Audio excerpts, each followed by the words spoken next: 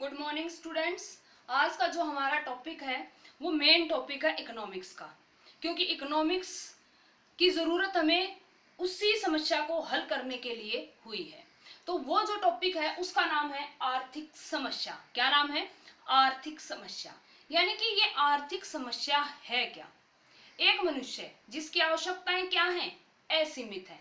साधन क्या हैं? सीमित है।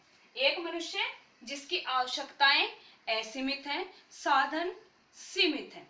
अब उन सीमित साधनों के द्वारा मनुष्य की आवश्यकताओं को पूरा करना है, जिससे उसे अधिकतम संतुष्टि प्राप्त हो सके। यही समस्या है। कोई भी राष्ट्र अपने प्रत्येक नागरिक की इच्छाओं को पूरा नहीं कर सकता। क्यों? क्योंकि उसके पास साधन क्या हैं? सीमित है। इसीलिए हम कह सकते हैं कि आर्थिक समस्या वह समस्या है जिसमें साधन सीमित होते हुए मनुष्य की आवश्यकताएं जो कि असीमित हैं उनको पूरा किया जाता है, जिससे मनुष्य को अधिकतम संतुष्टि प्राप्त हो सके। ये साधन कौन होते हैं? साधन क्या है? साधन यानी कि धन। धन यानी कि भूमि है, पूंजी है, श्रम है और उद्यम है। क्योंकि किसी भी वस्तु के उत्पादन के लिए हमें इन चार चीजों की आवश्यकता होती है, और यही क्या है? हमारे साधन है। आर्थिक समस्या का कारण क्या है? सबसे पहला मेन कारण है जो वो है मनुष्य की आवश्यकताएं क्या हैं? असीमित है। मनुष्य की आवश्यकताएं क्या हैं? असीमित है। कैसे? एक मनुष्य, उसकी आवश्यकताएं दिन प्रतिदिन बढ़ती चली जाती हैं। जैसे पहले के जमाने में सभी लोग क्या देखते थे? या तो रेडियो से सुनते थे। धीरे धीरे किसका विकास हुआ? टेलीविजन का। ब्लैक एंड व्हाइट टीवी आया। लेकिन आज के जमाने में अगर हम देखते हैं तो किसी के घर में भी ब्लैक एंड व्हाइट टीवी नहीं है। सभी किसकी डिमांड कर रहे हैं? किसकी मांग कर रहे हैं? रंगीन टीवी की। यानी कि मनुष्य की जो आवश्यकताएं हैं वो धीरे धीरे क्या होती चली जाती हैं? बढ़ती चली जाती हैं। यानी कि उसकी आवश्यकताएं क्या हैं? असीमित है। दूसरा जो मेन कारण है वो है कि हमारे जो साधन हैं वो क्या है? दुर्लभ है, यानी कि सीमित है। हम कह सकते हैं कि साधन दुर्लभ तब होते हैं जब पूर्ति क्या हो? कम हो, और मांग क्या हो? ज्यादा हो। यानी कि D greater than S. Demand ज्यादा है किससे? सप्लाई से। इसीलिए जो सीमित साधन है उन्हीं के द्वारा हमें किन को पूरा करना है? असीमित आवश्यकताओं को। और तीसरा मेन जो है वो है कि जो ये हमारे पास साधन है इनके कैसे उपयोग हैं? वैकल्पिक उपयोग है।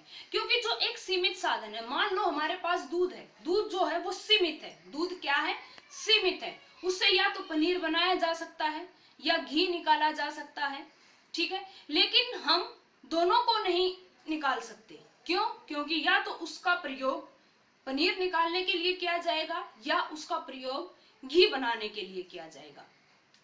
तो इसी प्रकार जो हमारे पास साधन है उनके हमें क्या करने हैं? वैकल्पिक उपयोग। एक इच्छा को पूरा करने के लिए दूसरी इच्छा का हमें क्या करना पड़ता है? त्याग करना पड़ता है। या हम कह सकते हैं कि किसी एक वस्तु का उत्पादन करने के लिए हमें दूसरी वस्तु का क्या करना पड़ता है? त्याग करना पड़ता है। तो उसे हम क्या कहते हैं कि हमें वस्तुएं जो हैं, जो हमारे पास सीमित साधन हैं, उनका प्रयोग इस तरीके से करना है कि जो हमारी आवश्यकताएं असीमित हैं वो उनको हम क्या कर सकें? संतुष्ट कर सकें। क्योंकि जो हमारे साधन हैं वो सीमित हैं और उनके वैकल्पिक प्रयोग हैं। जो हमारी ये आर्थिक समस्या है, यही अर्थव्यवस्था की क्या बन जाती है? केंद्रीय समस्याएं। तो अब हम जो हमारा टॉपिक दूसरा आ गया है इसी आर्थिक समस्या में, उसका नाम है अर्थव्यवस्था की केंद्रीय समस्याएं। किसी भी अर्थव्यवस्था की तीन केंद्रीय समस्याएं होती हैं। सबसे पहली है किन वस्तुओं का उत्पादन किया जाए और कितनी मात्रा में किया जाए। पहला, किन वस्तुओं का उत्पादन किया जाए और कितनी मात्रा में किया जाए। दूसरा, उत्पादन किस प्रकार किया जाए। और तीसरा है उत्पादन किसके लिए किया जाए। तीसरा क्या है कि उत्पादन किसके लिए किया जाए। हम सबसे पहले पहला टॉपिक लेकर चलते हैं कि किन वस्तुओं का, या पहली समस्या है जो हमारी, किन वस्तुओं का उत्पादन किया जाए और कितनी मात्रा में किया जाए। इसका मतलब क्या है? क्योंकि जब भी हम किसी भी वस्तु का उत्पादन करते हैं तो हमें देखना पड़ता है कि हमें किन वस्तुओं का उत्पादन करना है, क्योंकि जिसकी मांग ज्यादा होगी उन्हीं वस्तुओं का क्या किया जाता है, उत्पादन किया जाता है। क्यों? क्योंकि एक उत्पादक क्या चाहता है, अधिकतम लाभ चाहता है।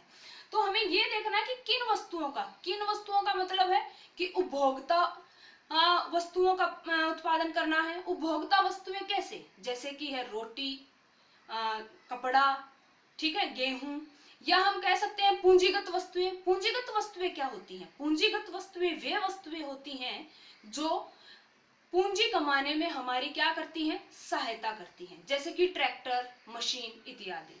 युद्धकालीन वस्तुओं का निर्माण करना है, या हम कह सकते हैं कि शांतिकालीन वस्तुओं का उत्पादन करना है। किन वस्तुओं का उत्पादन किया जाए? एक उत्पादक सबसे पहले ये देखता है कि हमें किन वस्तुओं का उत्पादन करना है। जब उसकी ये समस्या हल हो जाती है तो दूसरी समस्या खड़ी हो जाती है कि जिन वस्तुओं का वो उत्पादन कर रहा है उनका कितनी मात्रा में उत्पादन किया जाए, उनका कितनी मात्रा में उत्पादन किया जाए।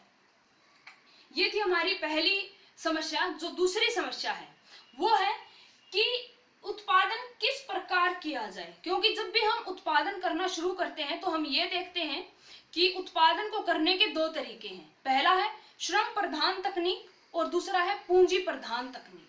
श्रम प्रधान तकनीक में क्या होता है कि जो श्रमिक हैं उनकी संख्या ज्यादा होती है, और जो पूंजी प्रधान तकनीक है उसमें क्या होता है कि जो पूंजी है उसका ज्यादा प्रयोग किया जाता है। तो अब उत्पादक के सामने दूसरी समस्या खड़ी हो गई है कि वो किस प्रकार करेगा, श्रम प्रधान तकनीक को अपनाएगा या पूंजी प्रधान तकनीक को अपनाएगा। जो हमारी तीसरी समस्या है वो है कि उत्पादन किसके लिए किया जाए, उत्पादन किसके लिए किया जाए। उत्पादक ने ये तो देख लिया कि किन वस्तुओं का करना है, कितनी मात्रा में करना है और किस प्रकार करना है, फिर कहता है लेकिन करेगा किसके लिए। दो चीजों के लिए करता है। पहला है एक तो व्यक्तिगत पहलू और दूसरा है कार्यात्मक पहलू। व्यक्तिगत पहलू का मतलब होता है कि जो वो उत्पादन कर रहा है वो अपने लिए स्वयं के उपभोग के लिए तो नहीं कर रहा है, या हम कह सकते हैं कि जो दूसरा हमारा कार्यात्मक पहलू है वो कहता है कि जो साधन है उनका बंटवारा किस प्रकार हो।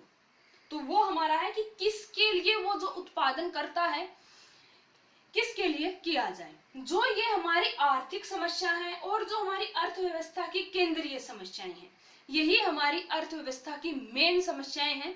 क्यों? क्योंकि इन्हीं समस्याओं को का समाधान करने के लिए हम क्या करते हैं, अर्थशास्त्र का अध्ययन करते हैं।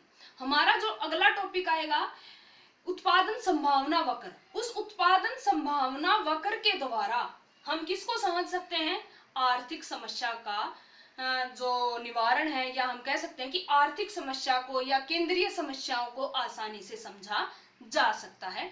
तो इन दोनों समस्याओं को समझने के लिए हमें उत्पादन संभावना वक्र यानी कि प्रोडक्शन पॉसिबिलिटी कर्व कह सकते हैं, पीपीसी को समझना बहुत आवश्यक है, जो हमारे सिलेबस का एक महत्वपूर्ण टॉपिक है। धन्यवाद।